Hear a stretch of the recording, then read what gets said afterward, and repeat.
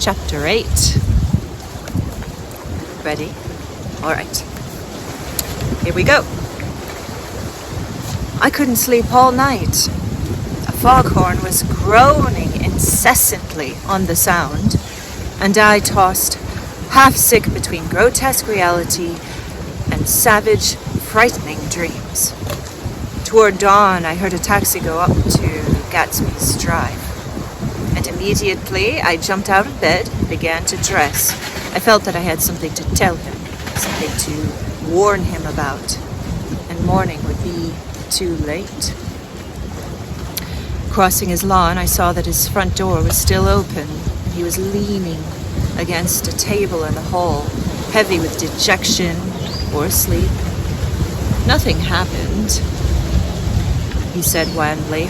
I waited, and about 4 o'clock she came to the window and stood there for a minute and then turned out the light. His house had never seemed so enormous to me as it did that night when we hunted through the great rooms for cigarettes. We pushed aside curtains that were like pavilions and felt over innumerable feet of dark wall for electric light switches. Once I tumbled into a sort of splash upon the keys of a ghostly piano.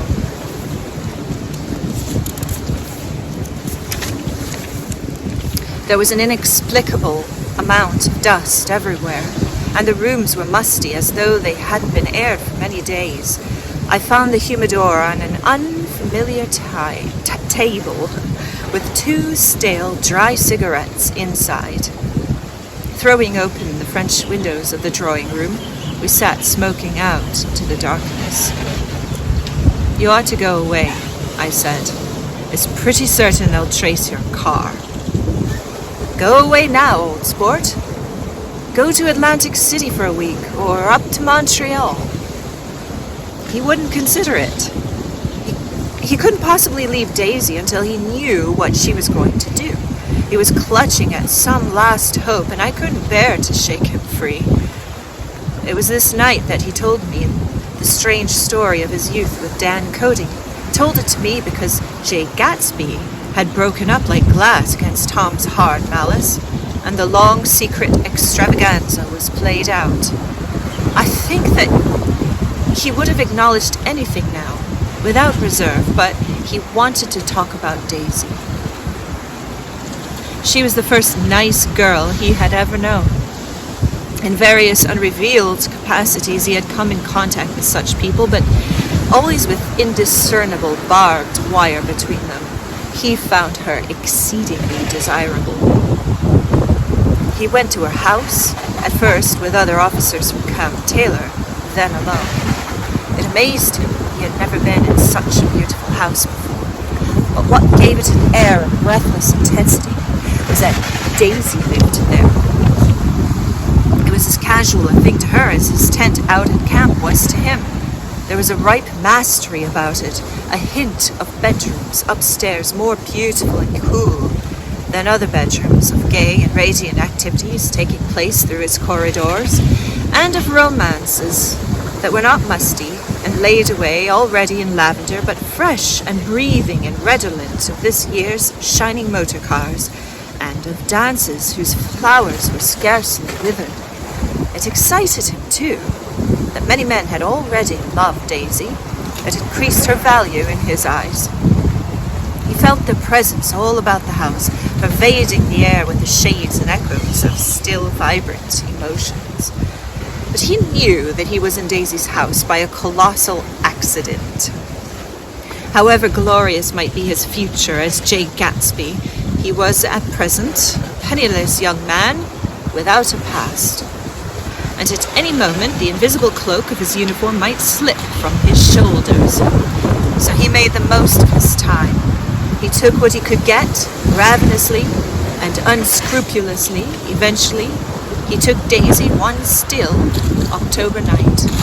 Took her because he had no real right to touch her hand. He might have despised himself, for he had certainly taken her under false pretenses. I don't mean that he had traded his phantom millions, but he had deliberately given Daisy a sense of security. he let her believe that he was a person from much the same stratum as herself, that he was fully able to take care of her. As a matter of fact, he had no such facilities. Oh, yeah, well, I suppose it could be either word. Anyway, he had no such faculties.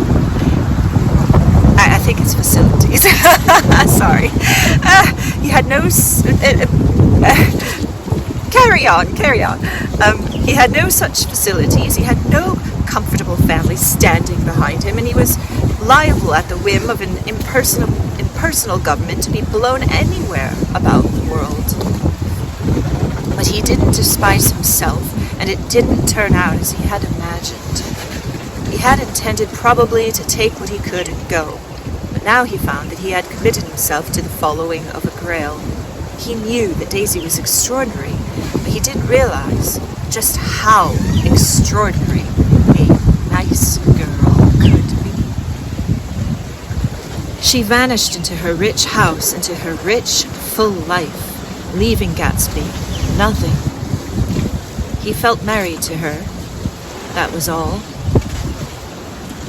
When they met again 2 days later, it was Gatsby who was breathless, who was somehow betrayed. Her porch was bright with the bottom luxury of starshine. The wicker of the settee squeaked fashionably as she turned toward him, and he kissed her curious and lovely mouth. She had caught a cold, and it made her voice huskier and more charming than ever.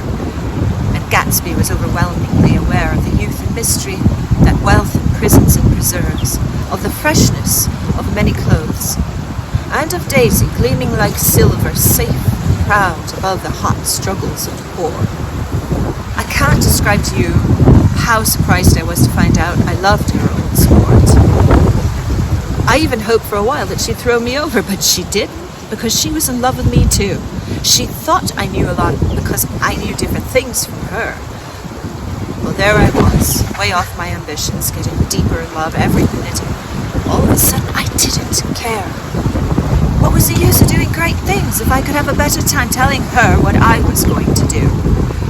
On the last afternoon before he went abroad, he sat with Daisy in his arms for a long, silent time. It was a cold fall day, with fire in the room and her cheeks flushed. Now and then she moved, and he changed his arm a little, and once he kissed her dark, shining hair. The afternoon had made them tranquil for a while, as if to give them a deep memory for the long parting the next day promised.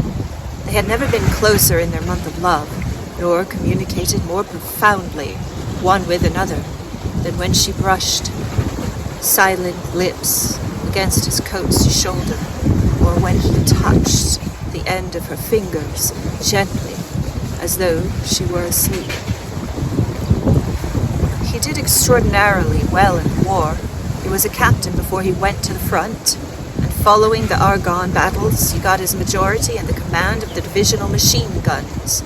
After the armistice, he tried frantically to get home, but some complication or misunderstanding sent him to Oxford instead. He was worried now. There was a quality of nervous despair in Daisy's letters. She didn't see why he couldn't come. She was feeling the pressure of the world outside, and she wanted to see him and feel his presence beside her and be reassured that she was doing the right thing after all. For Daisy was young, and her artificial world was redolent of orchids and pleasant, cheerful snobbery and orchestras which set the rhythm of the year, summing up the madness and suggestiveness of life in new tunes. All night the saxophones wailed the hopeless comment of the Beale Street Blues, while 100 pairs of golden and silver slippers shuffled the shining dust. At the grey tea hour there were always rooms that throbbed incessantly with this low, sweet fever, while fresh faces drifted here and there like rose petals blown by the sad horns around the floor. Through this twilight universe, Daisy began to move again with the season. Suddenly, she was again keeping half a dozen dates a day with half a dozen men, and drowsing asleep at dawn. Beads and chiffon of an evening dress tangled among the dying orchids on the floor beside her bed. And all the time, something within her was crying for a decision. She wanted her life shaped now, immediately, and the decision must be made by some force of love, of money, or of unquestionable practicality that was close at hand. That force took shape in the middle of spring with the arrival of Tom Buchanan. There was a wholesome bulkiness about his person and disposition, and Daisy was flattered. Doubtless there was a certain struggle and a certain relief. The letter reached Gatsby while he was still at Oxford. It was dawn now on the Long Island, and we went about the opening of the rest of the windows downstairs, filling the house with gold-turning light. The shadow of a tree fell abruptly across the dew, and ghostly birds began to sing among the blue leaves. There was a slow, pleasant movement in the air, scarcely a wind, promising a cool, lovely day. I don't think she ever loved him. Gatsby turned around from a window and looked at me challengingly. You must remember, old sport, she was very excited this afternoon. He told her those things in a way that frightened her, that made it look as if I was some kind of cheap sharper, and the result was she hardly knew what she was saying. He sat down gloomily. Of course, she might have loved him just for a minute, when they were first married, and loved me more even then, do you see? Suddenly he came out with a curious remark. In any case, he said, it was just personal. What could you make of that, except to suspect some intensity in his conception of the affair that couldn't be measured? He came back from France when Tom and Daisy were still on their wedding trip, and made a miserable but irresistible journey to Louisville on the day of his army pay. He stayed there a week, walking the streets where their footsteps had clicked together through the November night, and revisiting the out-of-way places to which they had driven in their white car. Just as Daisy's house had always seemed to him more mysterious and gay than other houses, so his idea of the city itself, even though she was gone from it, was pervaded with a melancholy beauty. He left feeling that if he had searched harder, he might have found her, that he was leaving her behind. The day coach, he was penniless now, was hot. He went out to the open vestibule and sat down on a folding chair, and the station slid away, and the backs of unfamiliar buildings moved by. Then, out into the spring fields, where a yellow trolley raced them for a minute, with people in it who might once have seen the pale magic of her face along the casual street. The track curved, and now it was going away from the sun, which, as it sank lower, seemed to spread itself in benediction over the vanishing city where she had drawn her breath. He stretched out his hand desperately as if to snatch only a wisp of air to save a fragment of the spot that she had made lovely for him. But it was all going by too fast now for his blurred eyes, and he knew that he had lost that part of it, the freshest and best, forever. It was 9 o'clock when we finished breakfast and went out on the porch. The night had made a sharp difference in weather. There was an autumn flavor in the air. The gardener, the last one of Gatsby's former servants, came to the foot of the steps. I'm going to drain the pool today, Mr. Gatsby. Leaves will start falling pretty soon, and then there's always trouble with the pipes. Don't do it today, Gatsby answered. He turned to me apologetically. You know, old sport, I've never used that pool all summer. I looked at my watch and stood up. 12 minutes to my train. I don't want to go to the city. I wasn't worth a decent stroke of work, but it was more than that. I didn't want to leave Gatsby. I missed that train, and then another. get herself away. "I'll call you up," I said finally. "Do, old sport. I'll call you about noon." We walked slowly toward the steps. "I suppose Daisy'll call too." He looked at me anxiously as if he hoped I'd corroborate this. "I suppose so. Well, goodbye." We shook hands and I started away. Just before I reached the hedge, I remembered something and turned around. They're a rotten crowd," I shouted across the lawn. "You're worth the whole damn bunch put together."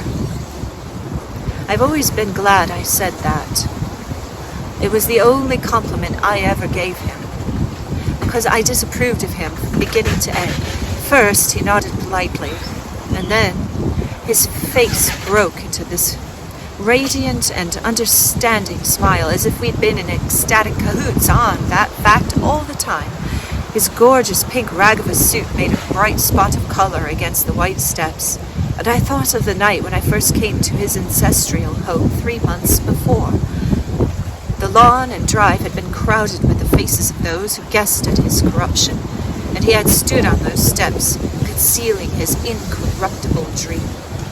As he waved them goodbye, I thanked him for his hospitality. We were always thanking him for that, I and the others. "Goodbye," I called. "I enjoyed breakfast today, Gatsby." Up in the city, I tried for a while to list the quotations on an interminable amount of stock, and then I fell asleep in my swivel chair. Just before noon, the phone woke me, and I started up with sweating breaking out on my forehead. It was Jordan Baker. She often called me up at this hour because the uncertainty of her own movements between hotels and clubs and private houses made her hard to find in any other way. Usually her voice came over the wire as something fresh and cool, as if a divot from a green golf links had come sailing in at the office window. But this morning, it seemed harsh and dry. "I've left Daisy's house," she said. "I'm at Hempstead, and I'm going down to Southampton this afternoon." Probably it had been tactful to leave Daisy's house, but the act annoyed me, and her next remark made me rigid. "You weren't so nice to me last night." How could it have mattered then? Silence for a moment, then, "However, I want to see you." "I want to see you too. Suppose I don't go to Southampton and come into town this afternoon?" "No, I don't think this afternoon." "Very well. It's impossible this afternoon." We talked like that for a while, and then abruptly we weren't talking any longer. I don't know which of us hung up with a sharp click, but I know I didn't care. I couldn't have talked to her across a tea table that day if I never talked to her again in this world. I called Gatsby's house a few minutes later, but the line was busy. I tried 4 times.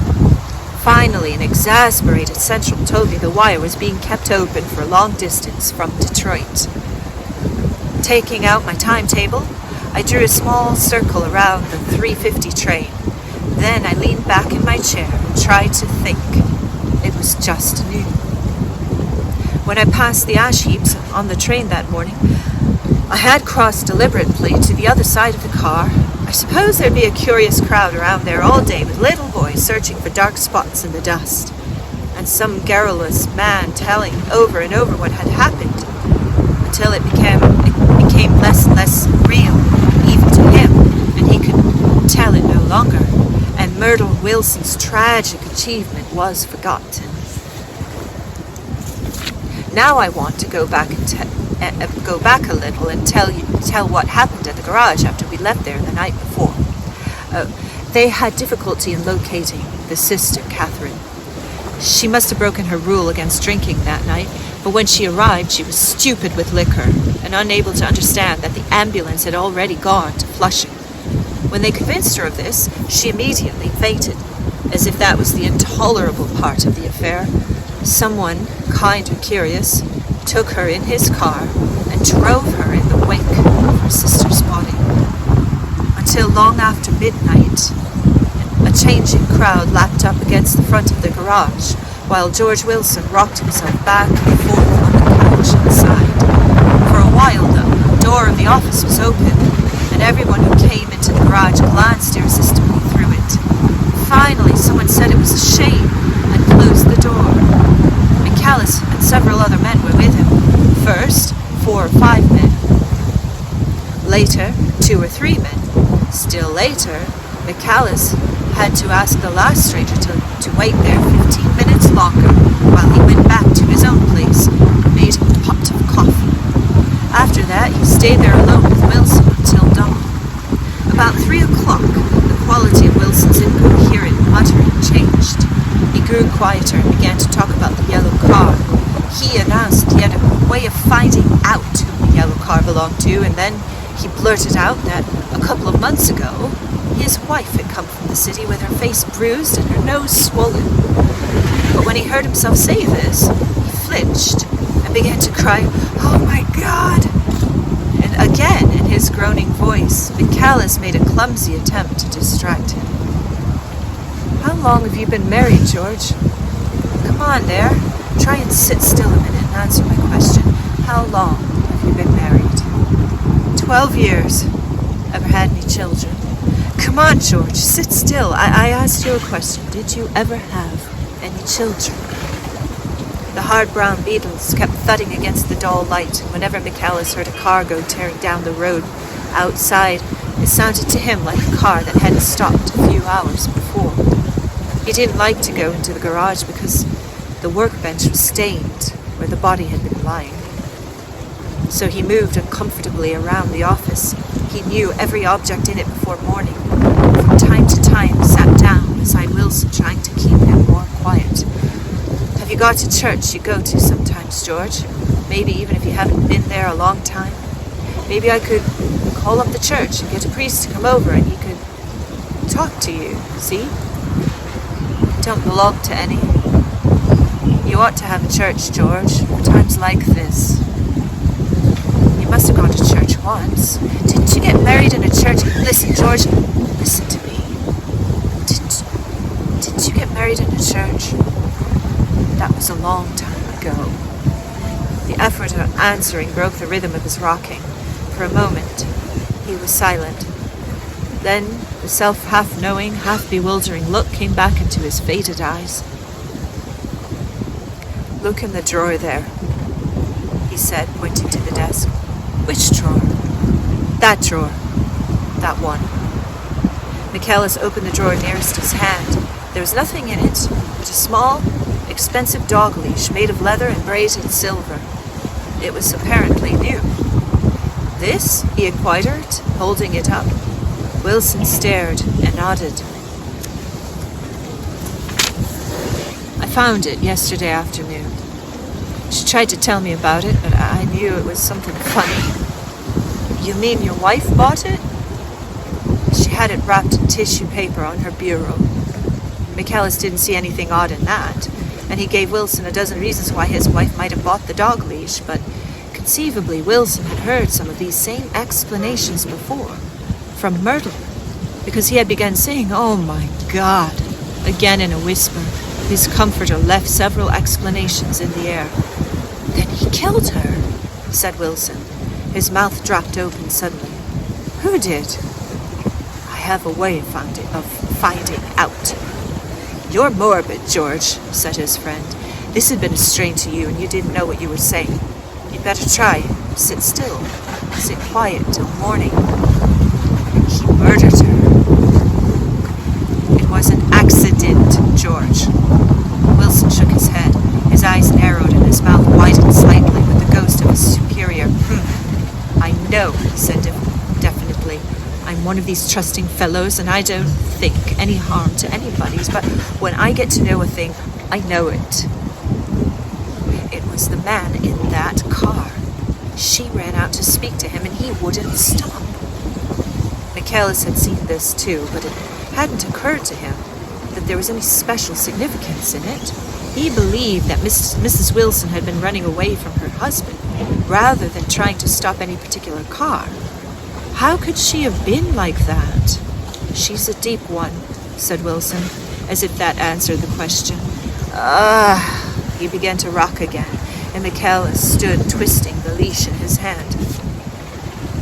Maybe you got some friend that I could telephone for, George? This was a forlorn hope.